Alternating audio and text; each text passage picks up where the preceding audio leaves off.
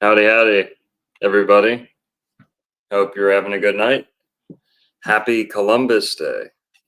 Let us know how our audio is sounding as you come in. And Christopher Columbus, what a guy. Uh, we we got Shem here from Tartarian Truth, and Uh, there's some new details, right? Some people say this isn't breaking news. Well, it kind of is because it's long been theorized that Christopher Columbus may have been Jewish. That's not some crazy radical, you know, rabbit hole. That's not some niche interpretation of the facts. That's kind of what the facts show. So I did a video pretty recently about this, and then it comes out a couple days before Columbus Day that this research is kind of coming to the surface again, and there's new DNA evidence that they say proves he was Jewish. So we're going to be revisiting my video, the first part of my hidden Jewish history in Florida, hidden Jewish history of Florida and ancient America video. We're going to be watching the first part of that. And yeah, we'll take some calls and stuff. I know everyone's kind of got their own, you know, take on Columbus. He wasn't real. He was really you know, what is Juan I think says he was Saint Germain or something like that. Saint Germain. But so yeah. they they got rid of our Columbus statue in Columbus, Ohio, which is weird. Right. But yeah, do you have any opinions on why this information would suddenly be coming out now, or is it just I don't know. I couldn't say.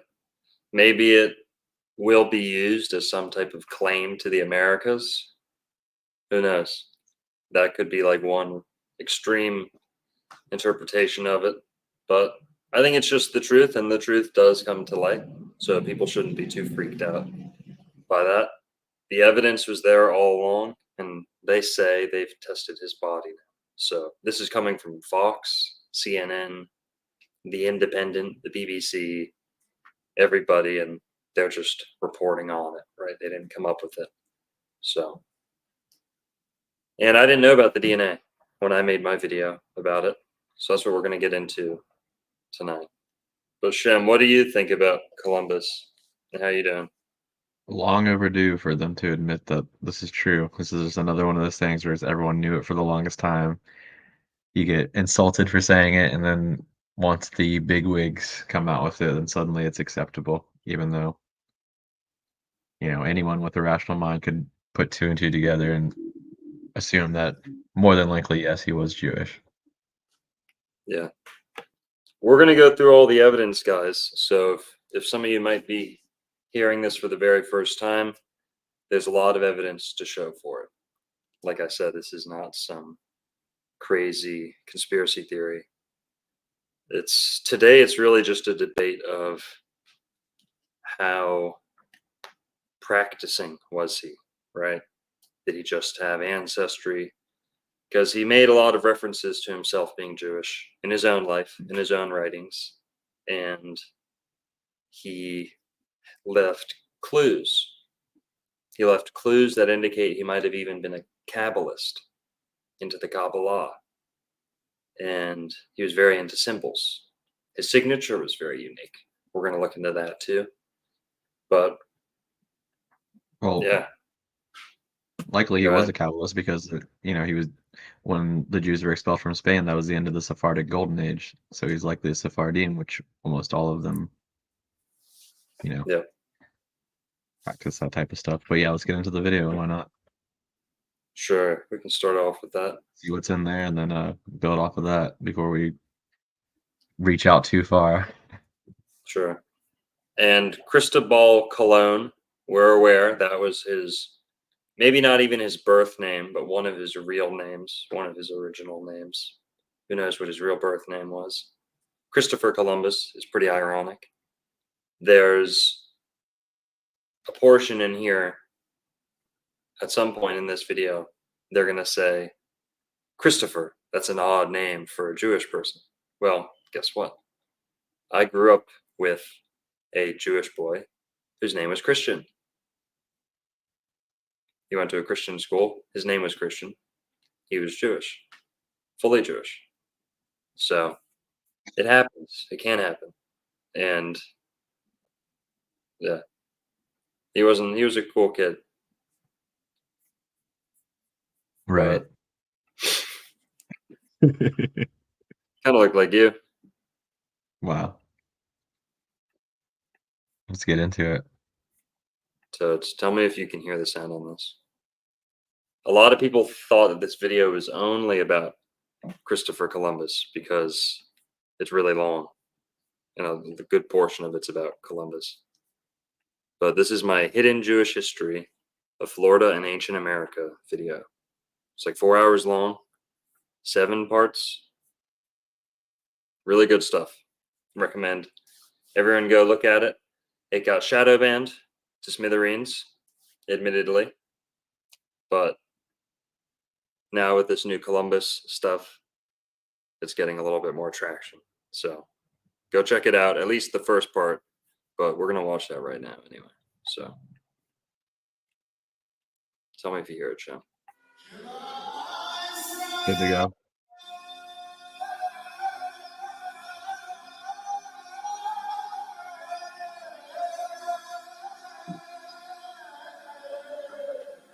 Florida is the promised land, and I have the chutzpah to prove it.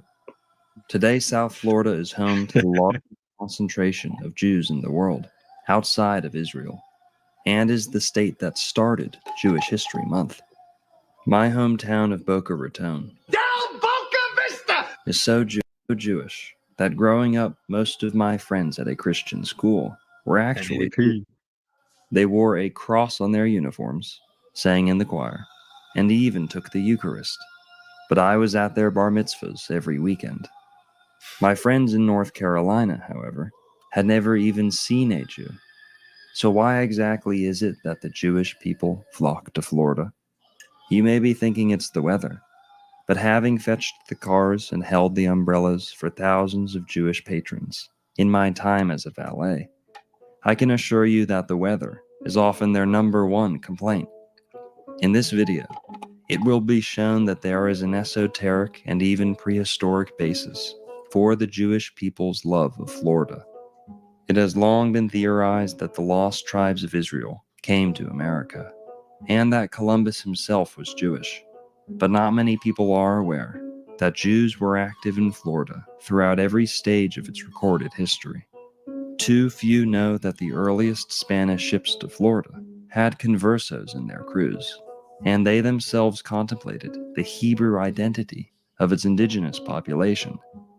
Even fewer know that Florida's very first senator, David Levy Yulee, was also the first Jewish senator in American history. David's father came to Florida in 1821 to establish the, quote, New Jerusalem, a Jewish utopia. Florida's northern state line is actually constituted by the 31st parallel north, the same latitude which runs precisely through Jerusalem itself, and the spot where the 4 rivers of Eden are said to split. Both Tallahassee and Jerusalem are built on 7 hills, and the word Miami has the same meaning in Hebrew as it does the native Floridian language. Now, despite the current political atmosphere, this presentation will not be a debate regarding so-called real or fake Jews, and is by no means a hit piece or expose. In fact, I will mostly be reading the words of Jewish scholars themselves. With that out of the way, let us uncover one of Florida's greatest mysteries. This presentation is long and information dense, so make sure to kick back, spark up, and pour yourself a little liquid sunshine while you're at it. The views expressed in this video do not necessarily reflect my own. Now enjoy. Welcome to Florida, baby. Classic.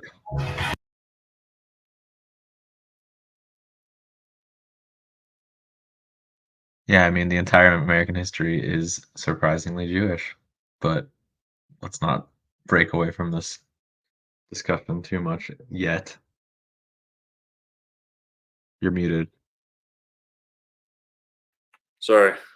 The most fascinating part for me is the Hebrew words found in America. This one is tough to deny, right? Words like Miami, which in multiple American Indian languages have the same meaning as Hebrew. Mayam, meaning water. Mayam, me, potentially meaning people who, someone's identity. Mayam, me, people of the water, right? So, but we're going to focus on Columbus, but there's 7 parts to this video. It's really, really good. Go check out my hidden Jewish history of Florida and ancient America. But Professor Azari claims without a doubt that Columbus was Jewish. In order to fully account for the earliest recorded phases of Jewry in America, we must first take a closer look at the man credited with its overall discovery. This nation's history books largely omit the context in which Columbus departed for the Americas, and the pressure which Jews in Spain were under during the Inquisition. You may have previously heard of the notion that Christopher Columbus was Jewish, but this is heavily contested by mainstream academics. What you may not have heard is that a large percentage of Jewish scholars are actually in support of the theory.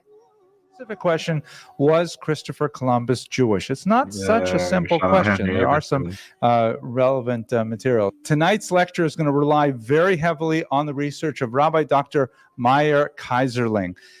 He wrote a work which... This is Dr. Henry Abramson, by the way. It's work. He's awesome. He's pretty funny too with his little quips and jokes. I credited him on screen, but we're blocking it. So, which was translated into English, which was helpful on specifically the biography of Christopher Columbus and his connection to the Jews. It was published back in, I think, 1896, and no one has done this work since. So here, the big question is, was Christopher Columbus Jewish? What is the Hava Amina? What is the presumption that one would think he was Jewish? This is the best portrait we have of him. It was made posthumously by some 10, 15 years, if I remember correctly. We don't even know exactly what he looked like. He's an enigmatic character, and the Jewish aspect of him is really quite fascinating. Such a fact would also bear great significance to Florida, for if those pesky Bahamas hadn't obstructed his course, Columbus likely would have sailed right into the largely Jewish metropolis of Miami. One could even make the argument that he was aiming for the Florida Peninsula. Without further ado, let us review the evidence. The following comes to us from Charles Garcia, an Air Force veteran, doctor of law, advisor to 6 presidents, investor, and resident of Boca Raton, Florida, in regards to Christopher Columbus and his likely Jewish ancestry. Quote, "Everybody knows the story of Columbus, right? He was an Italian explorer from Genoa who set sail in 1492 to enrich the Spanish monarchs with gold and spices from the Orient. Not quite. For too long, scholars have ignored Columbus's grand passion, the quest to liberate Jerusalem from the Muslims. During Columbus's lifetime, Jews became the target of fanatical religious persecution. On March 31st, 1492, King Ferdinand and Queen Isabella proclaimed that all Jews were to be expelled from Spain. The edict especially targeted the 800,000 Jews who had never converted, and gave them 4 months to pack up and get out. The Jews who were forced to renounce Judaism and embrace Catholicism were known as conversos or converts. There were also those who feigned conversion, practicing Catholicism outwardly, while covertly practicing Judaism, the so-called Marranos, or swine. Tens mean of every thousands of Marranos. What's that? I said, you mean every Catholic? Wait, what? You got a soundboard? What the hell? No, I don't. Jesus, Okay. man, take it easy. Great. Were tortured by the Spanish Inquisition. They were pressured to offer names of friends and family members, who were ultimately paraded in front of crowds, tied to stakes, and burned alive. Their land and personal possessions were then divvied up by the church and crown. Recently, a number of Spanish scholars have concluded that Columbus was a Marrano, whose survival depended upon the suppression of all evidence of his Jewish background in Survival is a the face strong of the word. brutal, systematic, ethnic cleansing. Columbus, who was known in Spain as Cristobal Colon and didn't speak Italian. First of all, his surname, we say Columbus in English, but it would be Colon. He also signed his name as Colom, Christophe Colomb. This was a common Italian Jewish name, excuse me. So used quite often by Italian Jews. He could connect himself to many Italian Jewish families. There's quite a bit of dispute as to whether or not he came from Italy. He refers to himself as coming from Genoa. Also, there's documents that indicate he may have come from Mallorca, even documents that he may have come from Poland, which is another possibility for this Jewish origin. Poland. Might have been from Poland. You mean like Jack the Ripper? You find out about this? You hear about Jack the Ripper's identity? What year was the Jack the Ripper thing? Was it in the 1600s? I don't know. I think it was later than that. I think it was more like Victorian, right? Or is that Todd Sweeney? I always get them confused. Not sure. That is interesting though, if he's from Poland. The Johnny Depp movie. The But Deluge. my brother made a joke. Jack the Ripper, more like Jack the No Tipper. Got what he wanted. Uh, Ended their lives forever. Pretty intense. But none of them are really very reliable. Quite likely he may have come from Sicily. So the last name is something. The first name, definitely not. Christopher, of course, means... What's up? So shout out to my Sicilian brother. Who? Cristobal. Chrissy? Yep. bearer of Christ, one who carries Christ. So that's not a typical Jewish name, just like Mary. Liar. Let us just quickly look at the work of Cecil Roth. We actually studied his work earlier. He wrote several books on the history of the Inquisition and the experience of Jews in late 15th century Spain. He wrote about Columbus that the mystery regarding Columbus's origins is largely the outcome of his own mendacity, meaning Columbus himself enjoyed projecting the image that he was secretly Jewish. Like Shem. It was kind of like a He's literally a Shem. Literally a Shem. Total What these guys don't want to tell you though is that Jews do believe that Jesus is a Messiah, but they pretend like they don't because there's something wrong with them mentally. Don't say that. There's nothing wrong with them. Nothing wrong with anybody. For real, don't say that. You're gonna get me in trouble. I'm sorry. That was an allegory. That's not true. He was quoting a famous. Yeah, I was reading from this. I was reading from this book right here. It's called Yeah, I was reading from this. I'll show you the back of it. He was reading from that book. chutzpah. Put it in people's faces like, don't mess with me. It was kind of like a chutzpah. Put it in people's faces like, don't mess with me because I have Jewish blood. He would say like, do you know who I am? I descend from King David. He would say things like this. He would write things like this, and he openly cultivated this kind of mystique surrounding his lineage that he hoped would add to his own grandeur. There are many characters like this you see in Jewish history. Another good example of someone who actually was ethnically Jewish would be, for example, Benjamin Disraeli, who was baptized and lived his life as a Christian, but he really enjoyed throwing it in the faces of his parliamentary interlocutors that he, in fact, was Jewish, and he had a unique kind of skill and a unique kind of logic that they had no access to. So he played up this quite a bit, and we shall see on them.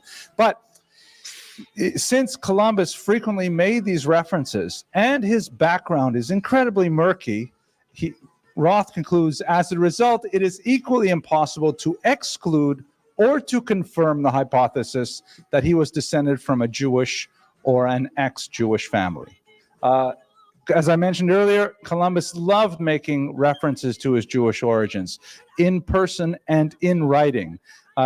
This is kind of like a dangerous thing to do because we're living in a period when the conversos are being actively persecuted, and at the same time, he was kind of like a transitional liminal figure that was moving in and out of many royal courts from Portugal and Spain, Italy, elsewhere, trying to gain support for his venture, and whatever he thought would make himself look more exotic and more appealing in his request, he would not hesitate to use. Spoiler warning. What? Anyone who was doing what he was doing is Jewish in that time period. Yeah, they were the mariners, the map makers, the map keepers, map traders. Yeah, The speakers of multiple astrologers, languages. They astronomers. used Sure, yeah. Port dwellers. special laws to allow them to be the only ones who are able to do those types of things. Traceable throughout history, not false history. 100% true. Listen to any Jewish person talk amongst Jews, and they'll openly admit to what I'm saying. But yeah, what were you gonna say? Nothing. But nevertheless, that's part of it. I was gonna say he had an Irish navigator. Let's not forget that, people. Christopher Columbus needed an Irish navigator to get where he was going. The Irish. William Harries, Guillermo Harries, William Harris. He was listed as Guillermo Harries. His real name was William Harris. Irish. He was Irish. Who's the biggest supporter of Jewish people in modern history and a lot of... It's not Ireland. You're thinking of Scotland. I'm thinking of Ireland. No, Ireland is actually the other way around. They're the most pro-Palestinian and anti-Zionist. I guess it depends on your Irish, but I'm Irish. You're fucking. I'm Irish too. What are you? You're fucking. I'm Irish. Fucking. You're fucking Mississippian mound builder, peasant class. Damn. Just kidding. You're American, bro. Yeah, true. But I don't know. What about Luis de Torres? Who's that? The Moorish ship the guy owned is The openly Jewish guy that was with Columbus. Oh yeah. They talk about him in here, I'm sure. I think I did. Well, let's continue. I'll keep watching. Third, we know would not hesitate to use, but nevertheless, that's part of it.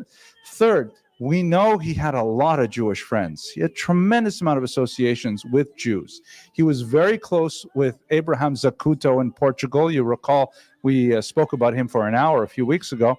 And he relied very heavily on Zacuto's astronomical research. The astrolabe that Zacuto had refined by making it out of metal was incredibly important to Columbus, as was the Alphonsine tables that were translated through Hebrew into Latin for him. He had many Jews on his ship. We're not precisely sure because we only have like the ship manifests. They're not complete, and they have surnames. Very many of them, we simply don't know what the biographies of them are. We do know that his translator was Jewish. This is, by the way, a typical kind of Jewish profession. Jews There you in medicine, Jews in law, Oh, Jews boy. in finance, and Jews in linguistics are very big. Jews, the exception of American Jewry, it's a very unusual exception, 20th century American Jewry, very monolingual. But for the most part, Jews typically are polyglots, speaking several languages and very valuable to their host societies as a result. I have a feeling. Estelle Irizarry, Host a societies. linguistics professor at Georgetown University, has Parasite. analyzed the language and syntax of hundreds of handwritten letters, diaries, and documents of Columbus, and concluded that the explorer's primary written and spoken language was Castilian Spanish. Irizarry explains that 15th century Castilian Spanish was the Yiddish of Spanish Jewry, known as Ladino. Okay, so I noticed in the chat also that the question of there were Jews on Columbus's boat. I refer you to the work of the late Estelle Irizarry, who was the chairperson of the Hispanic Studies Department of Georgetown University in Washington, D.C. Is She that wrote a Tom book- Petty? Yeah, it's Tom Petty. Tom Petty wrote this book. Here, it looks more like Tom Petty. Look. Being on that Zoom call looks terrible. Like 30 people in there. Oh, looks like she's in Iron Maiden. But I like her. I like her. I know Shem's about that. Listen, we don't hate on women here. And documents of Columbus, and concluded that the explorer's primary written and spoken language was Castilian Spanish. Irizarry explains that 15th century Castilian Spanish was the Yiddish of Spanish Jewry, known as Ladino. Okay, so I noticed in the chat also that the question of there were Jews on Columbus's boat. I refer you to the work of the late Estelle Irizarry, who was the chairperson of the Hispanic Studies Department of Georgetown University in Washington, D.C. She wrote a book called The DNA of Columbus's Writings. It's Irizarry, Irizarry. But Professor Irizarry claims without a doubt that Columbus was Jewish, and that his native tongue was not Spanish, may have been Ladino, he may have been from the Balearic Islands in the Mediterranean, but to cover that up, he claimed he was from Genoa. A real wordsmith, remember a person from Genoa is a There we go. Genovese, she believes that Columbus chose to have his roots made up story as Genoa and Genovese because it is an anagram of I navigate.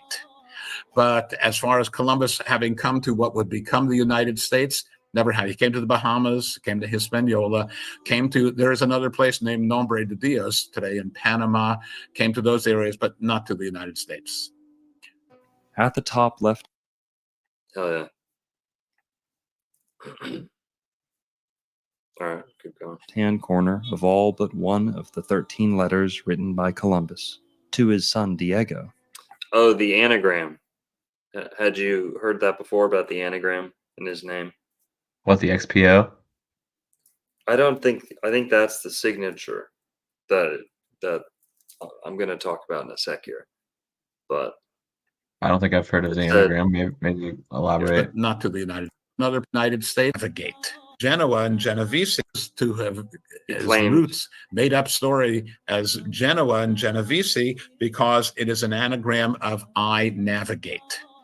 But as far as Columbus having So I think he pretended to be from Genoa because Genoa can be reduced into like a Hebrew anagram for I navigate, is I think what he's saying there.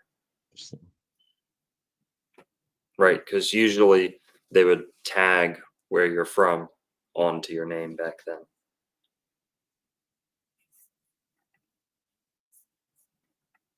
And come I to think what would become the United States. Go ahead. I was gonna say, I think it ties into the conflict that was taking place among them back then as well, about like whether they should convert to Christianity or not. A lot of Jewish leaders were trying to convince as many people as possible to convert to Christianity because they're like, oh, it's no big deal. We can just kind of take what we do over there and no one will notice the difference over after the next 100, 200 years, which is basically what ended up happening. But it was like Genoa versus Venice, right? So, both of those are clearly trading cities owned by the same type of people we're describing right now. Mhm. It is an interesting connection that it means I navigate, even though he wasn't navigating, he had navigators doing it for him, but Right. Never had. He came to the Bahamas, came to Hispaniola, came not to the United States. At the top left-hand corner of all but one Here's of his the signature. 13 letters written by Columbus to his son Diego contained the handwritten Hebrew letters Bet Hai, meaning Be'ezrat Hashem, or with God's help. Observant Jews have for centuries customarily added this blessing to their letters. No letters to outsiders bear this mark, and the one letter to Diego in which this was omitted was one meant for King Ferdinand. Let's have a look at some of his personal correspondence. Here's one of the few letters that we have in his own hand that he wrote to his son Diego. There's a whole story about what happens after he discovers the New World. He ends up kind of dying in disgrace and madness and not having any credit. And so we do have a lot of material from after the discoveries as well. This is one of those letters. And you'll see on the top left corner, there's this funny little squiggle right where the arrow is, right where the cursor is, you see over here, that is not part of the letter text itself. And it looks a little bit like he's testing out the ballpoint on his pen. But of course, this is about 400 years before they invented ballpoints. Doesn't classic- that, what? Go ahead. the classic ballpoint scapegoat. Right. And shout out to Frank. Shout out Anne Frank with the ballpoint pen. So what exactly is that? Some scholars have opined that it looks something like the traditional invocation at the beginning of a Hebrew letter. The letter is Beit Hey. I didn't have my computer easy access to handwritten letters. Like, it would look a little different if you wrote them by script rather than in the Assyrian block script like this. But in fact, you can conceivably see you've got the Beit on the right and the Hey on the left in a cursive script, which is an abbreviation for the term Baruch Hashem, or blessed is the name, which reminds me of a joke that I will try to tell you right after this. So the signing the beginning of his letters with this strange little squiggle, and by the way, he only did it in his letters to his sons. He didn't write it to other people, so just as a family thing, perhaps then as Baruch Hashem. And you may be asking, but it's on the wrong side of the page. What do you want from him? He's pretending anyways. I don't know. It's true. Normally you would write this on the right-hand side of the page, but it's not at all uncommon to see it at the center top as well. So what'd be terrible if he puts it on the left? It doesn't even look very neat, but neither does his Castilian there too. In Simon Wiesenthal's book, Sails of Hope, he argues that Columbus's voyages were motivated by a desire to find a safe haven for the Jews in light of their expulsion from Spain. Likewise, Carol Delaney, a cultural anthropologist at Stanford University, concludes that Columbus was a deeply religious man whose purpose was to sail to Asia to obtain gold in order to finance a crusade to take back Jerusalem and rebuild the Jews' holy temple. In Columbus's day, Jews widely believed that Jerusalem had to be liberated and the temple rebuilt for the Messiah to come. Scholars point to the date on which Columbus set sail as further evidence of his true motives. He was originally going to set sail on August 2nd, 1492, a day that happened to coincide with the Jewish holiday of Tisha B'Av, marking the destruction of the first and second holy temples of Jerusalem. Columbus postponed this original sail date by 1 day to avoid embarking on the holiday, which would have been considered by Jews to be an unlucky day to set sail.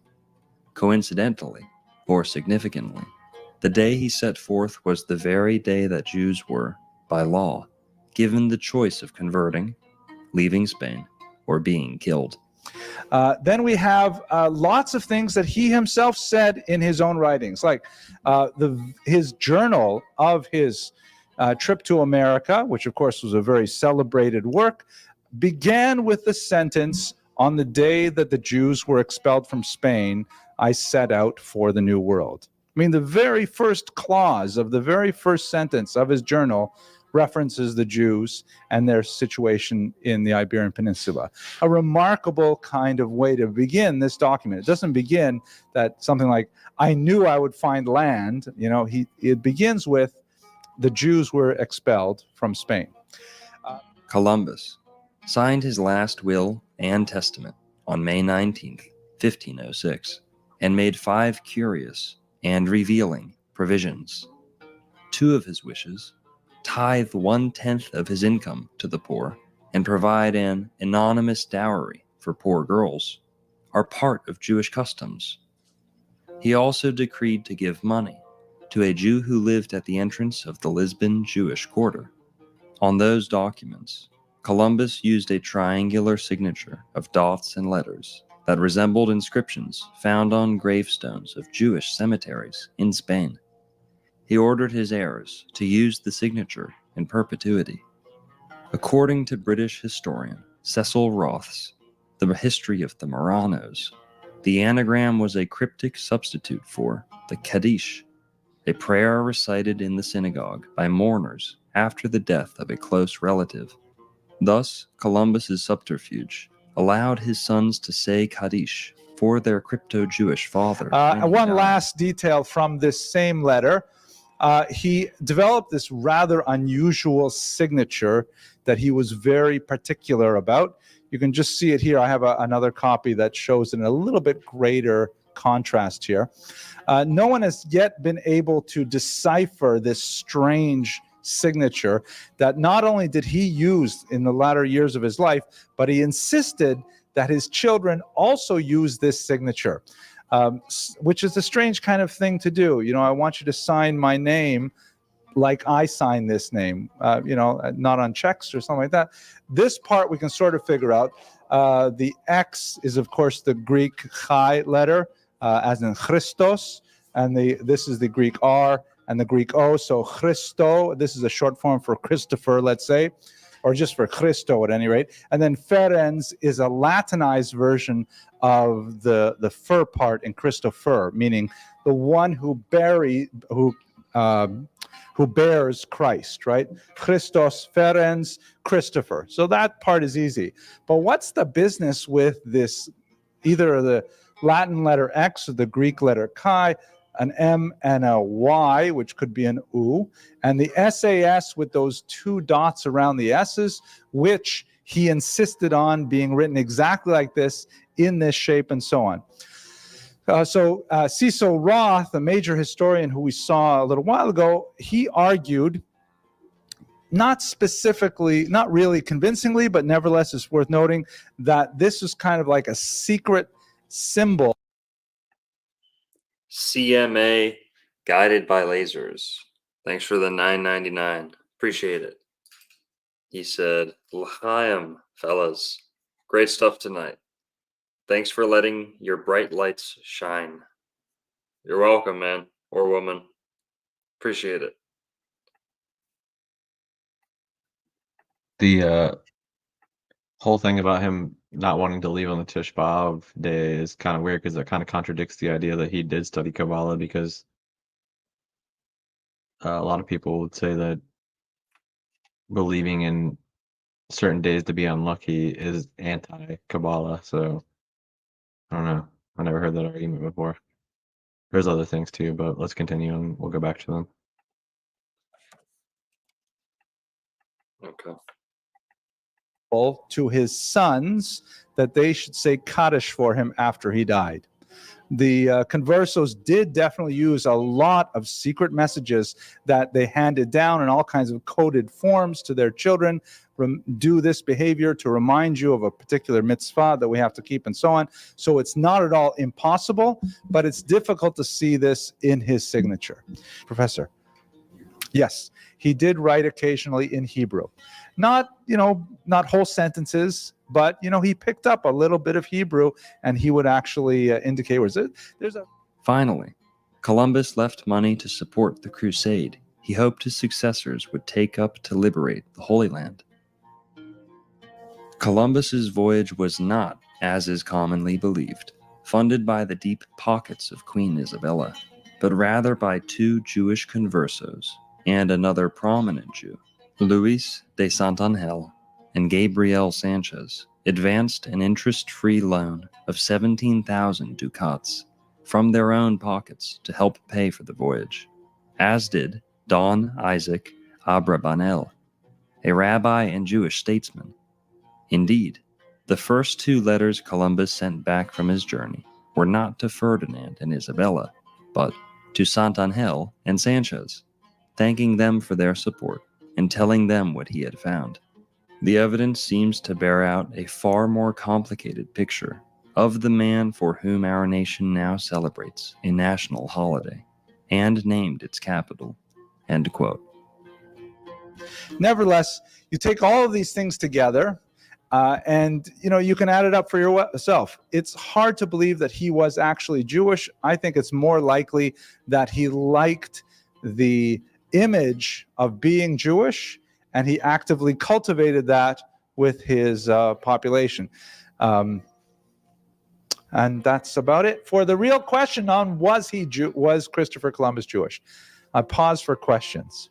And I have to tell you the joke. He cultivated relationships of various types, social relationships with Jews, which was very common, of course, for the conversos, and was also at the heart of the Inquisition, the fact that the conversos did not make a sharp break with Judaism, that they stayed in the Jewish community, would go back to the Jewish community for shiurim, for Chinese food, all kinds of things. So his behavior pattern fit with the converso type of attitude.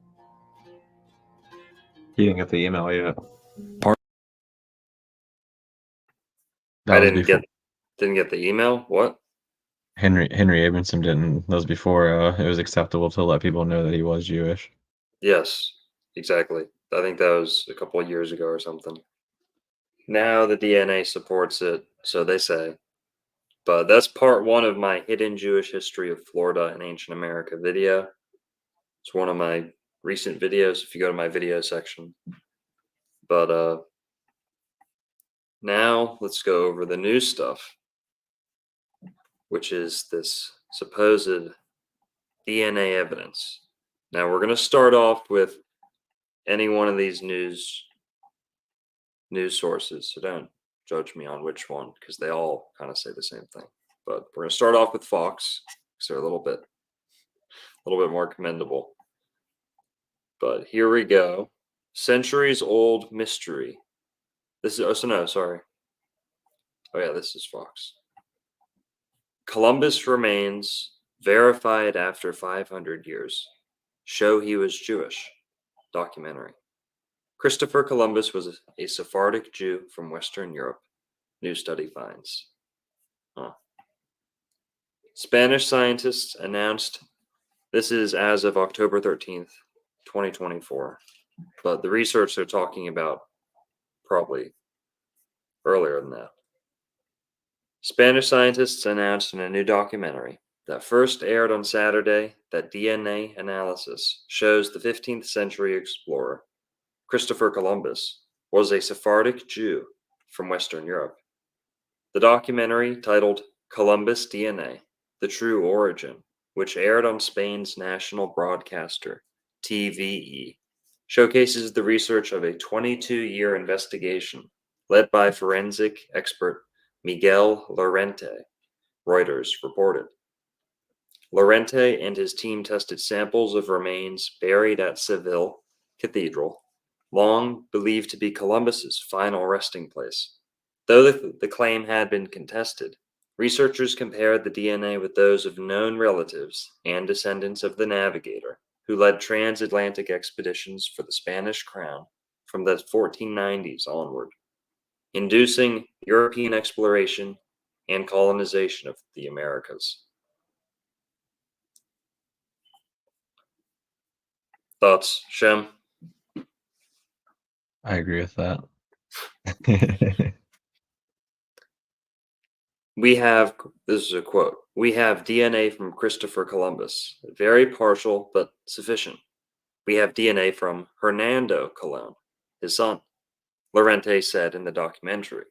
And both in the Y chromosome, male, and in the mitochondrial DNA transmitted by the mother of Hernando, there are traits compatible with Jewish origin. So compatible with Jewish origin. Not necessarily explicit, but Reuters reports that approximately 300,000 Jews resided in Spain before the Reyes Católicos, Catholic monarchs Isabella and Ferdinand, compelled Jews and Muslims to convert or face exile. The expulsion of Jews from Spain took place in 1492, the same year as Columbus's famed first voyage. So yeah, the word Sephardic is derived from Sepharad, or Spain in Hebrew. Columbus was traditionally believed to have come from Genoa, Italy, though historians also had theorized him as being a Spanish Jew, or perhaps Greek, Basque, Portuguese, or British. Wow, never heard that, British. Lorente's study analyzed 25 possible locations, but ultimately could only conclude that Columbus was born in Western Europe, Reuters said. I love this painting. It's dope. They look like pilgrims. His remains were... Columbus died in Valladolid, I don't know how to say that, Spain in 1506, according to Reuters. His remains were brought to the island of Hispaniola, currently home to the Dominican Republic and Haiti, in 1542, where he wanted to be buried, and later to Cuba. Damn, they dug his ass up, brought him to Cuba. And later to Cuba in 1795. Authorities long believed Columbus's remains were ultimately taken back to Spain, to Seville, in 1898. Damn, a third time. Not very Jewish. Lorente said his research confirmed that the remains at Seville Cathedral are indeed those of Columbus. The outcome is almost absolutely reliable. Little ambiguous there, a little vague. The outcome is almost absolutely reliable. It's 100% reliable 60% of the time. Most times. Yo, Yeah, look I can't see why they would suddenly be releasing this information. It's kind of strange, but there you go. Right up your alley. Shem. Back in the old Shem, can you switch tabs? By the way, this Shem's controlling the screen, guys. He's the co-host. I'm just reading. Shem, can we move along? I thought this was one of the dudes you met from your ballet days. That's funny. Now, what's interesting though is that Columbus's ancestors have a large role in American history. During the 1893 World's Fair, for example, his ancestors, who were still called Christopher Columbus, were they're called like the Kardashians of that time period. They were celebrities who were treated specially at those events. Mm-hmm. Crazy. That's all about merchandise. That's all about. You guys hear that? Christopher Columbus's family were like the Kardashians of the day. They were strange because the paparazzi just started existing, and they randomly choose them to, treat that way. Okay. Here, let me show you guys a CNN says the same thing. This is CNN. Same story. Centuries old mystery of Christopher Columbus's true origins revealed in study. Now, there's a little bit of pushback on this, but yeah, pretty much says the same thing. Goes over the DNA a little bit more. They compared them with those of known relatives and descendants, and their findings were announced in a documentary titled, okay, same thing.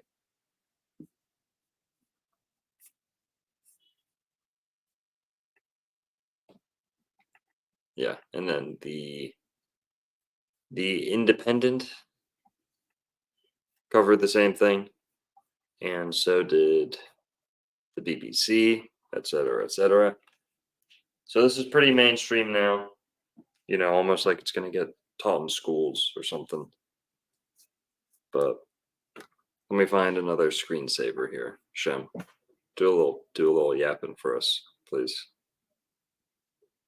It's just interesting that they're suddenly doing this. If you look at the Beth Dean of, I believe it's in the UK, it says something about conversion to Judaism. People in Latin America and South America aren't allowed to currently convert to Judaism. So you Right. mentioned earlier that he wanted to be buried in Hispaniola, which is very interesting. And I mentioned earlier about the division between Genoa and Venice, which were both Jewish states. I think Yeah. there was a little bit of disagreement around the time period about exactly what Jewish people should be doing. And I don't know. I mean, there's so much to go into about it, but it all sounds ridiculous. For example, the Byzantine calendar, the year 7000 was between I think it was like May and August of 1492, which was the expulsion date of the Jews. Why is that significant? Because there's a thing called the Shemitah cycle, which is every 7,000 years there is it's kind of like the way the Sabbath works. On the seventh day there was rest. So in Right. the seventh, It's like a sabbatical millennia. but it's also like the start of a new era. So there are some researchers and authors who, make the comparison between Christopher Columbus's voyage to the New World and the Great Flood talked about in the Bible. So Mhm. if you think about the idea that, you know, his name is the bearer of the cross, he could be associated with this whole, like, depending on what you think about Christianity. I mean, this just all the points I have to make are just so ridiculous. I don't even know where to start with them, but uh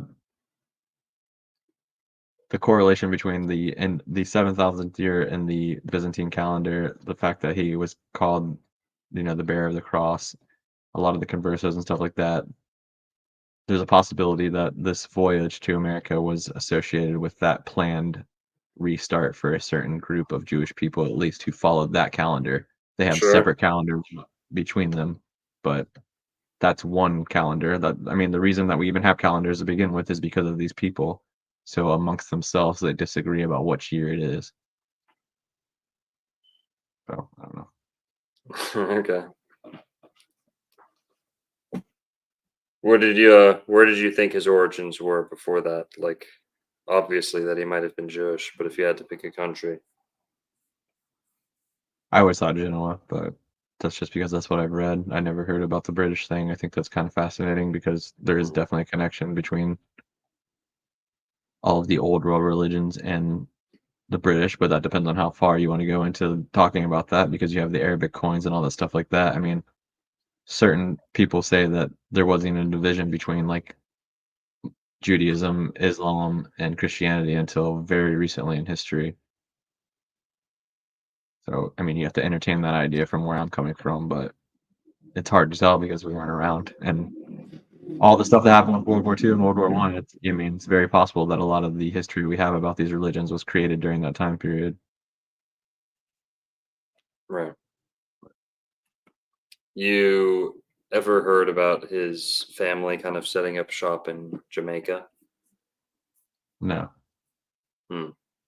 Maybe we should watch part 3 of that video. It's pretty short, but it's about pirates, pirate rabbis, and Columbus's family setting up shop in Jamaica, and Jamaica becoming like a little mini New Jerusalem, kind of. One of many. Mhm. Well, here, let's watch a little bit of that. We can take a caller. Oh, we had this one guy calling with something wrapped over his head, and I think it was like a fake do-rag or something. And then he was calling himself the Sheik something. So please call back in, Sheik.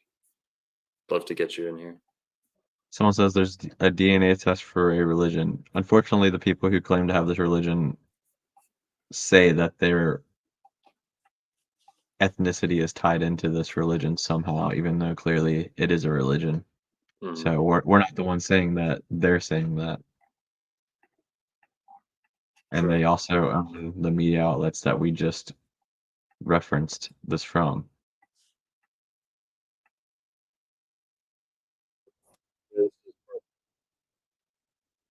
Caribbean. Part 3.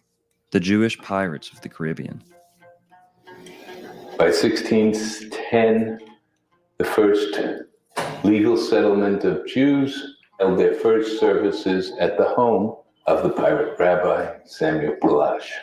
Old pirates, yes, they rabbi. The opening line to Redemption Song.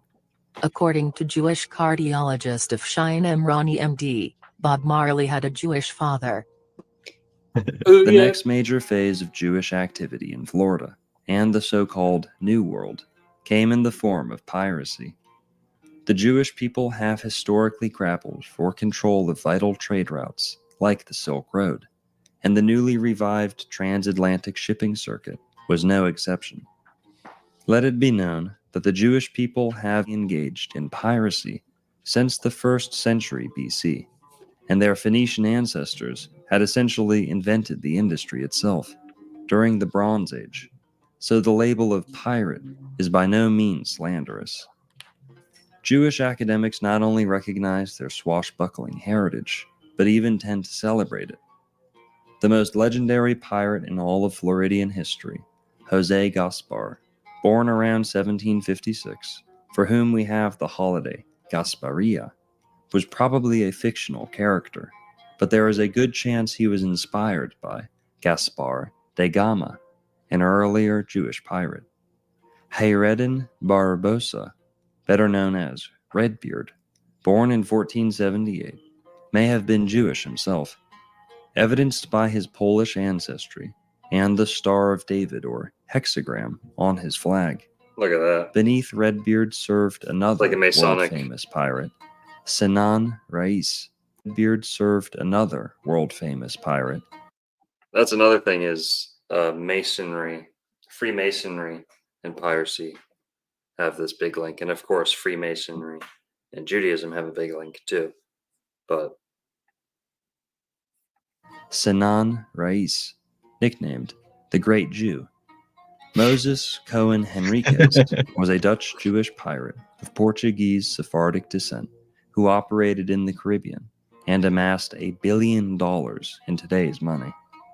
The following comes to us from Jewish Pirates of the Caribbean by Jewish Jamaican historian Edward Kritzler. Quote, each New World colony had an underground community of Jews known only to one another and their brethren in the other colonies.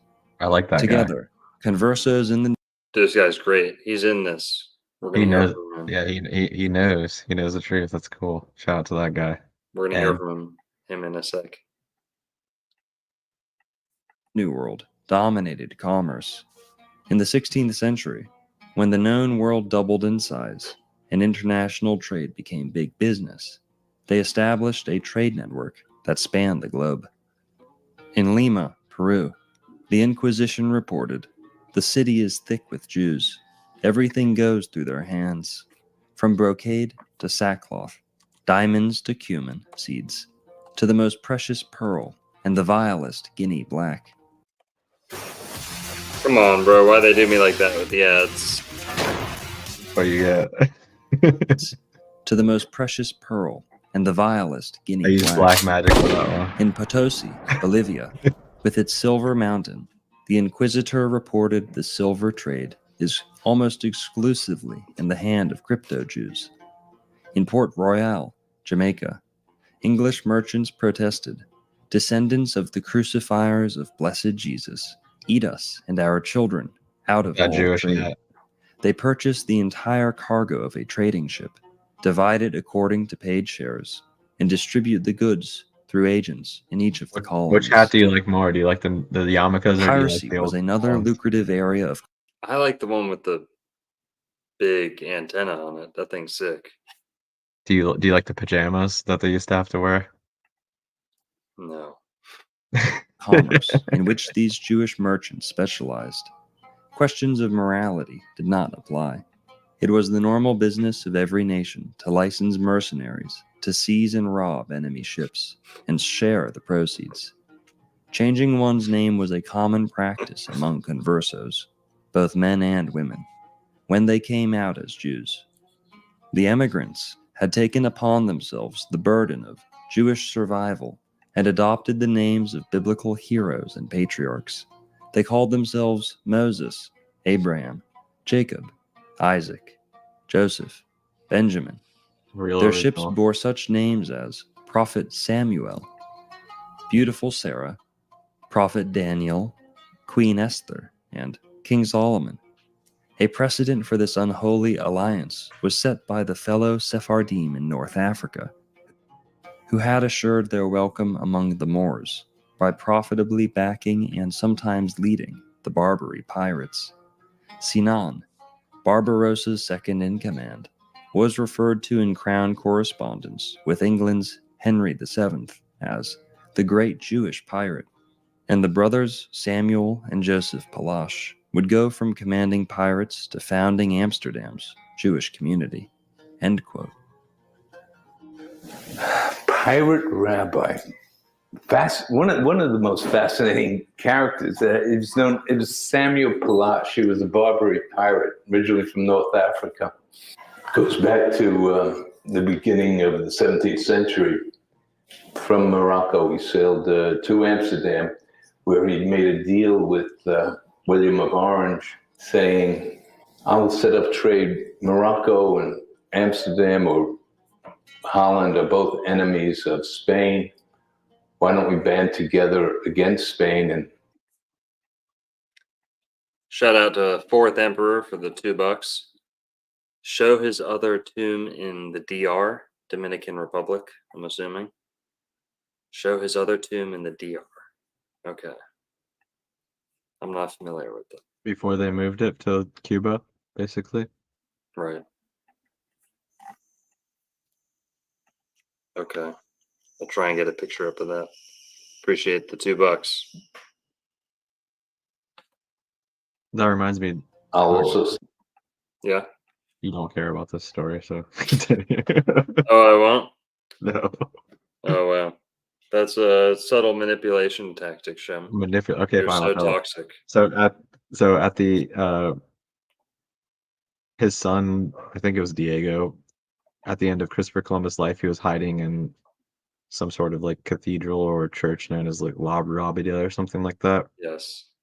At the 1893 World Fair, they had an exact replica of that built, and it still exists in Chicago to this day, but it's used as a hospital. Wow. Pretty interesting. That's crazy. Yeah, I told you didn't get. Who says I didn't care? I care a lot. I care so much. You could call me a pirate. You could call me a Jewish pirate of the Caribbean. I'm caring so much. Nice. set up a trade treaty with Sorry, what was that? Formation of care. Let's do it. you. Of course, I want 10% of the action, and I'm willing to take a pirate crew to attack the Spanish shipping. In return, I want Holland or Amsterdam to allow Jews to legally settle here. By 1610, the first legal settlement of Jews were allowed in Amsterdam and held their first services at the home of the pirate rabbi Samuel Palash. By This was a 1614, he is the president of Never Shalom, which was the name of the community, but he's getting itchy. And he decides, enough with this teaching and being a rabbi. I want to go back to piracy. So, Yo, chosen Juan in the house. We got the homunculist. Sorry, I'm late. What's up, dudes? What's up, Shem? We're all good, man. What have you guys covered so far? Just Columbus, him being Jewish, new DNA studies, stuff like that. Did they say why they did that DNA study? Like, was anybody asking what he was, or? Yeah, I think they said that was a 22-year-long study, 22-year-long project. But yeah, people have thought this for, hundreds of years. They've written about Columbus being Jewish. It's been theorized. Now it's pretty much proven. I'm pretty sure they heard it first on Old World Florida, because I think I've heard Jew say it or somewhere. I'm pretty sure I've heard people say he was black. I've heard all type of things when it comes to Columbus. Is he even a real person? Like, Right. Can we debate that? Right. So this is just weird. It's coming out now. We can debate that. Don't you think he's Saint Germain? Well, that's what some people have said, but again, source, trust me, bro. Right? We're never gonna know. Right. But we can speculate all we want. And I don't think we're ever going to truly know the truth, right? With a capital T, if you will. So we got who did the study? Harvard or somebody? Who was it? Reuters or What? some Spanish. I think his name Reuters was, released it. Covered it. I think it was Barry Goldstein. Some Spanish study. I don't know. I wasn't paying too much attention. Columbus, probably Spanish and Jewish, study says. Yeah. Oh man, it's interesting because this guy just said that the first Jewish people were allowed in Amsterdam in 1610.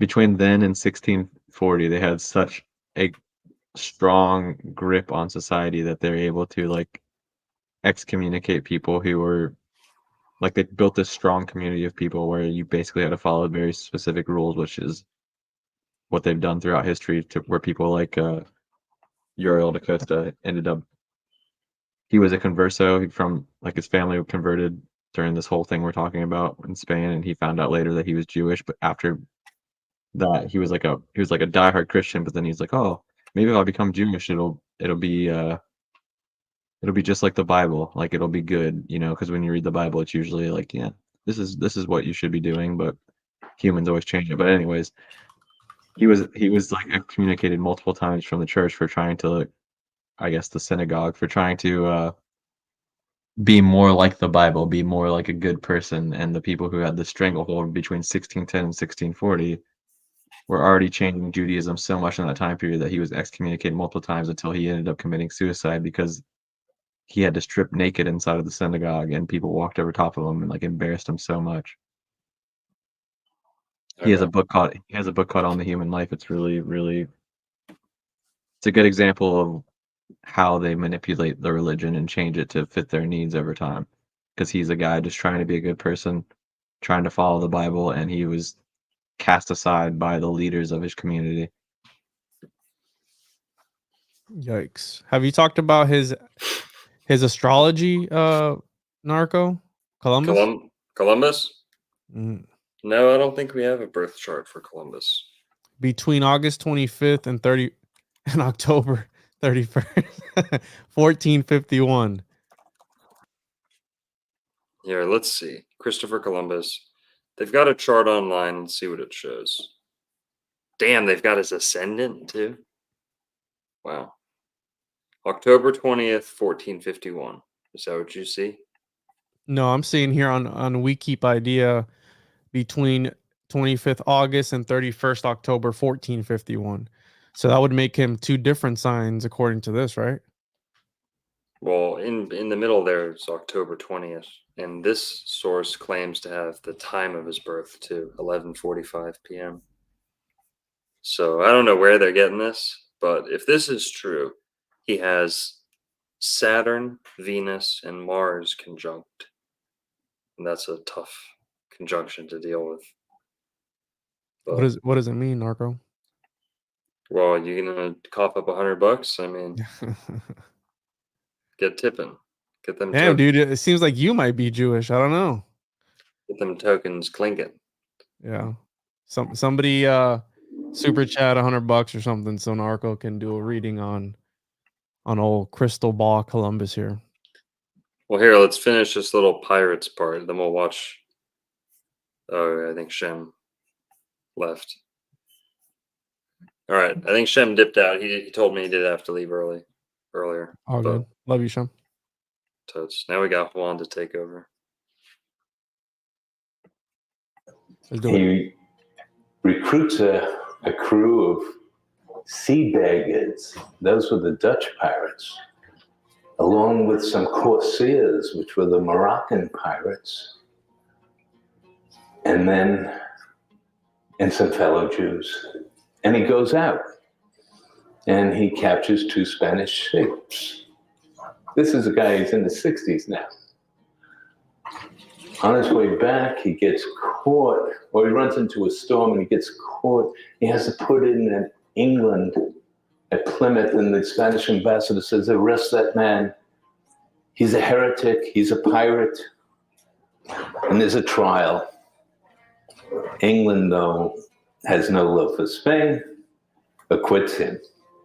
He goes back to Holland. He soon dies a couple of years later. The interesting thing, or one of the interesting, he used to sail with the kosher chef. And on the front of his ship was a phoenix, which was like a statement that you can destroy individual Jews, but as a people will we rise again.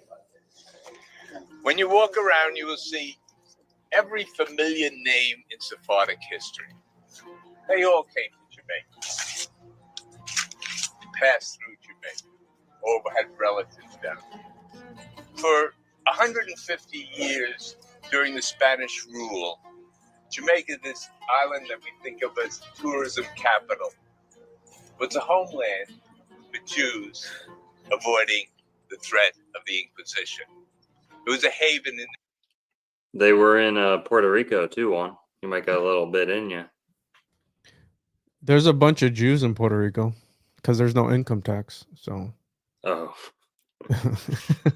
there's no, they tax the hell out of the natives, but anyone who brings in new money and you bring it over for, I think it's, I could be wrong, 6 to 2 years or something like that, 6 months to 2 years, you're exempt from income tax. So there are a ton of Jews in Florida, or in Puerto Rico, I'm sorry. right. The New World. When the Inquisition finally did threaten, they got in touch with England, they conquered Jamaica, kicked out the Spanish, and allowed the so-called Portuguese to come out of the closet as Jews. What did the Jews do? They became the merchants of Port Royal. They had been trading here in the New World from the get-go for 150 years with other conversos, secret Jews in all the different colonies.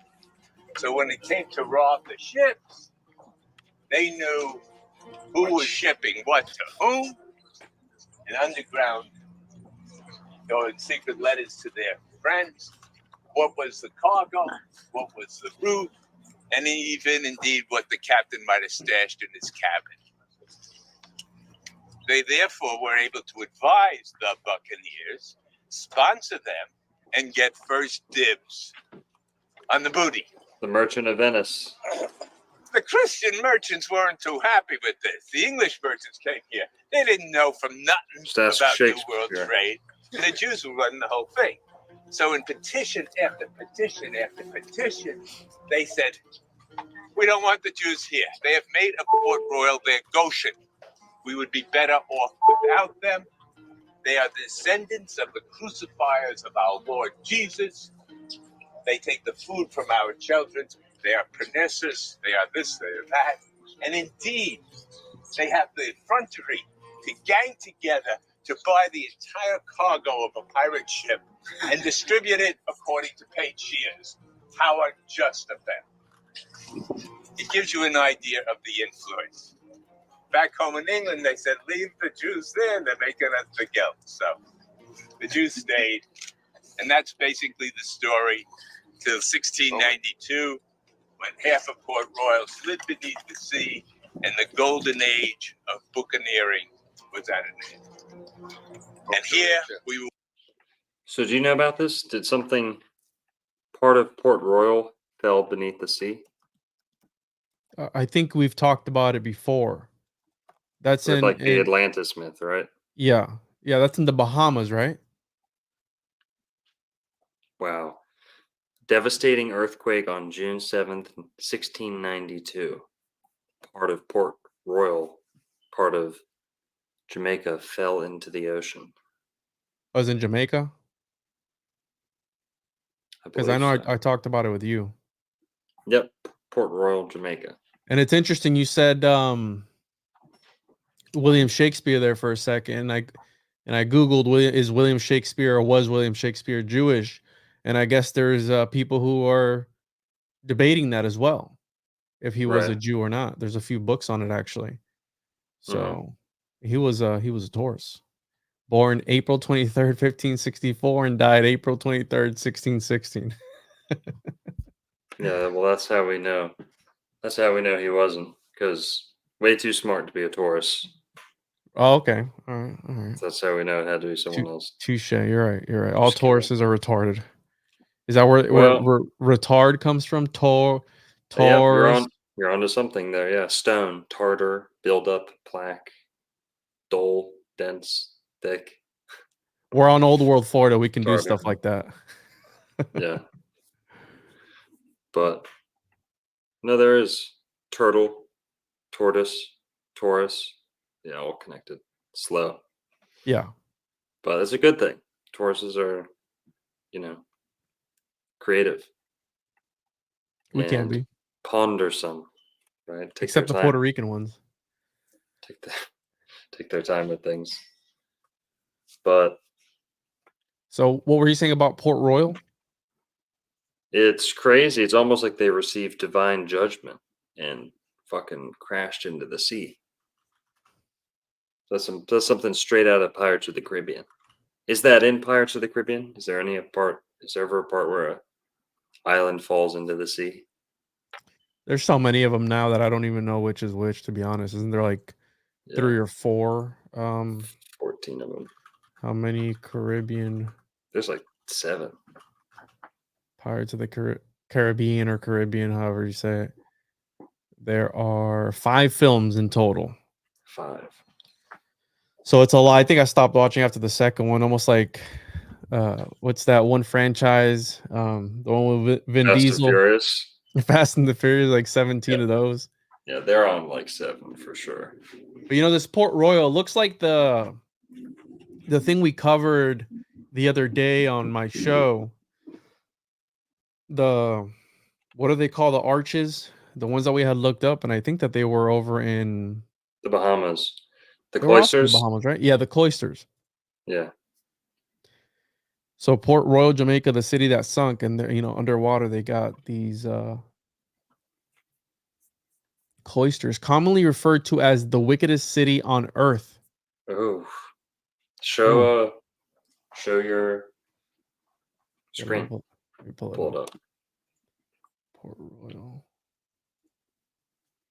Someone said, Juan, set me up with a free Wi-Fi box, bro. Oh. to you. What does that even mean? I don't know, but if you can, I'll take one too. Sure. Is it because I'm Puerto Rican? Maybe. What the hell is this? Wow. Juan heisted all the Saxor stones from the Pinata Marie. and hawk them at the pawn shop and don't. What? Is that what you guys think of me? I'm a thief, a thievish Puerto Rican. So here we have this. This is what I was looking at here. Sunken City. Isn't that like a reef that they like made on purpose or something? Let's see here. Under Christopher Columbus, first landed in Jamaica, 1494. Permanent settlement occurred when Juan de Esquivel brought a group of settlers in 1509. They came in search of gold and silver, but found none. Instead, they began what they saw as a viable alternative, enslaving Taino to farm sugarcane that Esquivel had transported from England with him. Much like the Taino before him, the Spanish did not appear to have much use for the Port Royal area. They did, however, retain its Taino name. So, and that makes sense, right? Puerto Rico, which is rich port, I guess. And then the earthquake happened in the 17th century. 1692. 1692. Massive earthquake estimated at a 7.5 magnitude hit the island. The city, largely built over sand, suffered instantly from liquefaction while buildings, roads, and citizens sucked into the ground. Wow. Liquefaction or liquefaction. Yeah, that's that mud flood. Mud flood. There you go. Keyword right there. Liquefaction. And geysers erupted from the earth, buildings collapsed, and finally the city was hit by tsunami waves, dragging what had not been destroyed out to sea. In the end, some 51 acres of the city disappeared underwater. 4 of the 5 ports were destroyed or submerged, and 2,000 people were killed, and a further 3,000 died of injuries and diseases shortly after. The cemetery where Captain Morgan was buried slipped into the sea, its bodies floating up to mix with the freshly dead. Of the original 51 acres, 20 sank to the depth of 10 feet and 13 slid to a depth of 35 feet. But the earthquake did not end Port Royal's wicked ways, nor its. It almost sounds like, right, the story of Genesis, where it's like the wickedness, the Nephilim, all this stuff, the Watcher. So these guys that come from this other area come in, corrupt the bloodline, corrupt the people, and God's like, you know what? Because do they still have? Does anybody know if they still have earthquakes to this day? Because you don't really hear about. I know Puerto Rico has earthquakes every now and again. Haiti for sure. Haiti for sure. Yes, that's right. Because the Clintons and the whole. Yes. So they do still have. There's a connection with voodoo. Hades, the dark magic that's done there. A lot of people blame the all the natural disasters on the dark magic that's done in Haiti. So same thing could be true for Jamaica. I think Jamaica's a pretty righteous place. I like what's been coming out of there since then, since 1692. The whole Rastafari movement is pretty cool to me. And I love the Etal diet. What do they call that? Etal diet. What does that consist of? It's like a vegetarian, kind of like biblical based diet. Etal, Eden. Maybe there's a link there. Who knows? But Etal. It's also like vital without the V. But so we have here the earthquake. 50. Pirates who continued to stop by for another 50 years while they preyed on Spanish ships. In fact, in 1720, John Calico Jack Rackham was hung at the gallows point in Port Royal by order of a pirate hunter and former privateer Woodes Rogers, best known for his rescue of castaway Alexander Selkirk, the inspiration for Robinson Crusoe. This name sounds familiar. I heard this in school sometime. In Castaway, I know that people hate the actor, but Castaway is a great movie. What's the dude's name? I know Tom Hanks. I know is he Jewish? Volleyball. No, he's not Jewish. He's I think he's like Irish or Scottish, unfortunately. I hate him. I know people hate him, but every time you watch that movie, it's a great movie, dude. And that other movie he did with the pirates when they took over the ship. You ever seen that movie? Captain Phillips. Come on. What a great movie, dude. I'm sorry, guys. But here. So the earthquake. Today, Port Royal is known to the post-medieval archaeologists as the city that sank. Robert Marks considers it the most important underwater archaeological site in the Western Hemisphere, yielding 16th and 17th century artifacts and many important treasures from indigenous peoples predating its 1588 founding, some from as far away as Guatemala. Several 17th and early 18th century pirate ships sank within Kingston Harbor and being carefully harvested under controlled conditions by various teams of archaeologists. Where did have we covered where Key West got all its gold from? Not really. A little bit. I have a Key West video. Where they collected most of their wealth from wrecks, no? Yeah, shipwrecking along the Straits of Florida. Oh, I wonder if I've ever been here. I know I've been to I took a cruise one time to Jamaica and I forgot where it was that I went. Is it Ocho Rios? No, that's not. That's the football player, isn't it? Ocho Cinco. Ocho Cinco. No, but I went somewhere in Jamaica. I forgot where. Let's find some pictures of this sunken Port Royal underwater pictures. It's really fascinating. I know we've covered it before. Mm-hmm. The earth opened and swallowed many people. Let's see if they have pictures. No. Sounds like divine judgment. It does. Like I said, they were enslaving people. They were killing people. Wickedest city in the world, you said? Yeah, known as the wickedest city in the world. That's crazy, right? Yeah. Oh, here, let's keep watching the rest of this. This guy's got a little bit more to say. I thought he was done. No. He's speaking from Jamaica, by the way. He's in a Jewish graveyard cemetery in Jamaica. Old pirate one. Rachel. But Rachel will tell us more about the story of these gravestones here, because she was responsible for cleaning up this area, which was entirely in bush. And through her, we've been able to find out the names and location of these Jews. 1692. 1692, my God. There's this crossbox.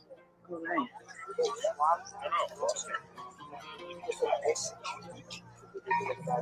Have a teacher give it to me, and I can Crossbones. put this on. Oh, okay. Skulls. You have one? I actually have some of the material. I can do it. Did you see any others with color crossbones? Now, this is Bahamas. This is the only Jewish site, Jewish presence. It's a big Gentile cemetery. This is Shirley Street. The corner is Lovers Lane. There's few graves, not that many.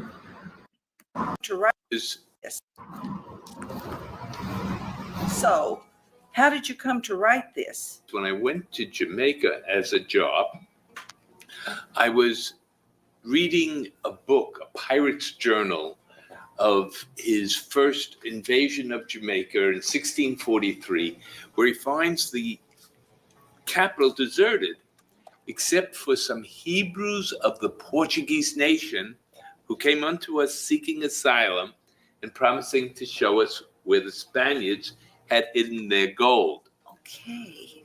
Portuguese Jews in a Spanish island seeking asylum from This an guy's so English touchy with pirate. her. I didn't understand this. What was going on? That opened my idea, or opened the door to the fact that there were so many secret Jews in the New World disguised as Portuguese Christians. And then I found out that Jamaica had belonged to the family of Columbus, who provided a homeland, a haven in the New World for Jews on the run from the Inquisition. This took me by such surprise. Jews running from the Inquisition. Yes, remember, this was the 15th, 16th century when Jews had been kicked out of Spain under penalty of death if they remained. And the Inquisition was there to ensure or to protect the Catholic people. Of course, yes. Spain controlled the New World. Yes. It was a Spanish lake, the Caribbean, for many centuries. And the colonies, so the Spanish ships were going back and forth, carrying the riches of the New World to Spain. So by intercepting the Spanish ships, they cut this lifeline between the New World and Spain, and brought down the empire, the Spanish Empire. Okay. Anyhow, one of their leaders becomes a famous pirate of himself, and that's Moses Cohen Enriquez, who, according to the Inquisition documents, Moses is nothing but a spy to learn when the Spanish Silver Fleet sails, and accompanied Pete Heim, the admiral, in the seizure of the Spanish Silver Fleet in 1628, which was the largest haul in piracy history, about $1 billion in today's currency. This financed Holland's reinvasion of Recife, and Moses, with his share of the booty or the plunder of his silver, set up his own pirate island off of Recife, named it Antonio Vaz, which was his Spanish name. So many of the original pioneers. Pioneer pirates.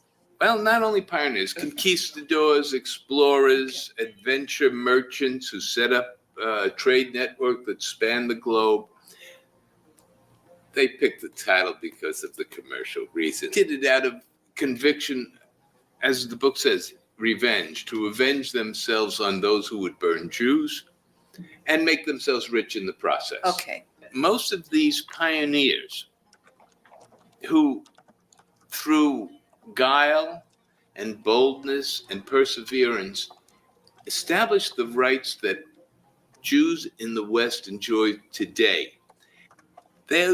I have been able to identify those in Jamaica who then went to Barbados, who then went to the States, who were part of the 23 Jews who went up against Stuyvesant. They're the same people. They're the same family.